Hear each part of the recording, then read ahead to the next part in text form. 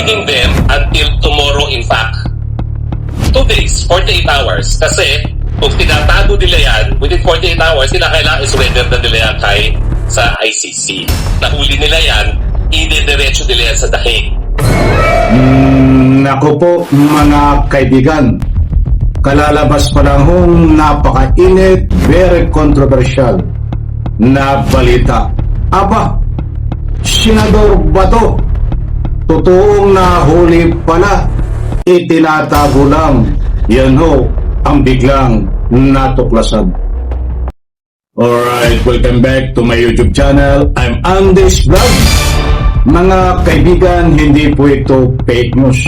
Unaan ko po kayo. Laman ho ng video na ito. Iyan ho ang ating resibo. May kaugnayan ho dito sa ilang araw nang mainit na pinag-uusapan sa paghuli, pag-aresto kay Bato de la Rosa.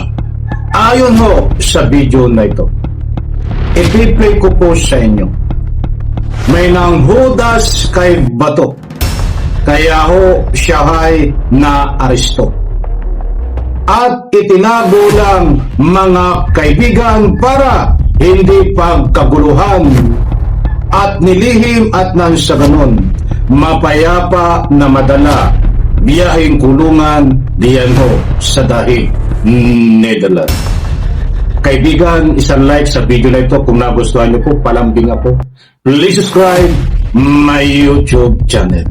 Naaalala niyo po ba, mga kaibigan, nung si Digong Duterte ay isinakay sa aeroplano, bigla hong nagkagulo, nagkaroon po ng rally. I'm very sorry, ako'y namamalat ha, kung ganito ang aking audio.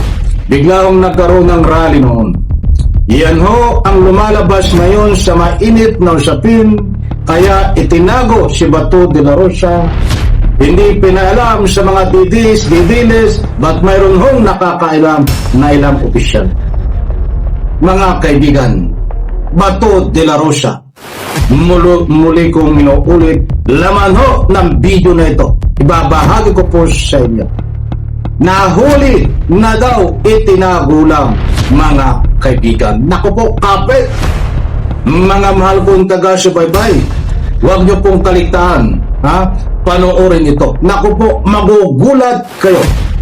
Shoutout po sa lahat, mga kaibigan. Heto ho, pakinggan po natin, kapanapanabi, mga kaibigan, dahil isinalaysay ho dito Kaya nahuli si Bato ay hingmay ng hudas. Itinago ho para hindi mapigilan ang pagdala biyaheng kulungan sa dahig Netherlands. Ito po, Opo yung aking sinabi, I stand by it. Merong hudas kay Bato 2 weeks ago. Wala po akong kumpirmasyon ngayon kung nasan si Bato, pero hindi ko rin po pinagkakatiwalaan ang kahit sino sa gobyerno ito pag sinabi nila na hindi pa nahuhuli si Bato, dahil pag nahuli nila yan, idediretso nila yan sa dahig. So I'm giving them until tomorrow, in fact. 2 days, 48 hours. Kasi kung tinatago nila yan, within 48 hours, sila kailangan isurrender na nila yan sa ICC. So until 2 days have passed, well, hindi pa ako sigurado at hindi ako maniniwala na hindi nila hinuli si Bato, dahil I can assure you, hindi nila aaminin yan. Naniniwala ang Malacanang na diversion o paglilis ng... mga kaibigan, yan po si Atty. Harry Roque. Bago ko po ipagpatuloy itong balita na ito, mas matindi pa ho ang karugtong. Nandyan din po ang buong katotohanan. Yung pong nagsasalita na yan ay si Atty. Harry Roque. Ayon ho kay Atty. Harry Roque, ang kanyang pinapakalat ho na balita, ang kanyang pinapakalat na mga explanation, ay nahuli na daw po si Bato. Itinatago lang ng gobyerno. Talagang matindi ho, di ba? Gusto ko munang kunin ang inyong panel. Kayo ho ba ay naniniwala na itong si Bato de la Rosa ay nahuli na ng mga kinaukulan, itinatago lang, mga kaibigan? Sa comment section, inaanyayahan ko po kayo magbigay ng anumang public opinion. Nandito ho, mga kaibigan, mayroon pong kumpirmasyon ang pamahalaan, ang Malacanang, sa pamamagitan ho ni Yussi Claire Castro. Matindi ho, mga kaibigan, ang nilalaman na balita na ito. Ito ho, ipi-play ko po. Hindi ako maniniwala dahil di nila hinuli si Bato dahil I can assure you, hindi nila aaminin yan. Naniniwala ang Malacanang na diversion o paglilis lamang ang mga bali-balita na naaresto na si Senator Ronald Bato de la Rosa na kagagawan umano ng mga kaalyado ni Vice President Sara Duterte. Pero si dating presidential spokesperson Atty. Harry Roque muling iginiit na may nanghudas umano kay Senator Bato at naniniwalang maaaring itinatago lamang ito at pilit na dadalhin sa dahig. So malinaw po yung aking sinabi, I stand by it. Merong naghudas kay Bato 2 weeks ago. Wala po akong kumpirmasyon ngayon kung nasan si Bato, pero hindi ko rin po pinagkakatiwalaan ang kahit sino sa gobyerno ito pag sinabi nila na hindi pa nahuhuli si Bato, dahil pag nahuli nila yan, idediretso nila yan sa dahig. So I'm giving them until tomorrow, in fact, 2 days, 48 hours. Kasi kung tinatago nila yan, within 48 hours, kailangan isurrender na nila yan sa ICC.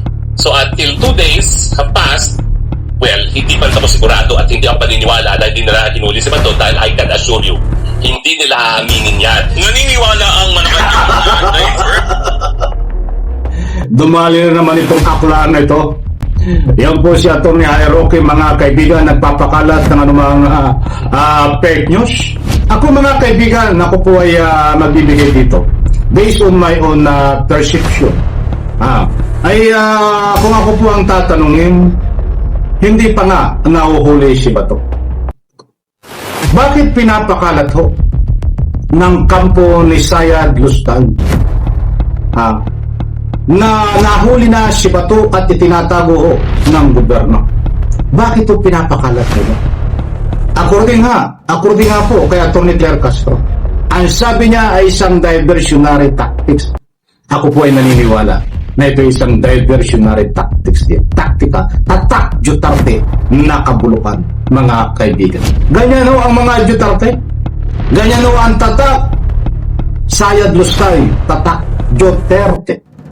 Kapag ho sila ay nasusukol na at kapag sila ay nasa kainitan at masusukol na, wala na ho silang ika nga po yung malusutan.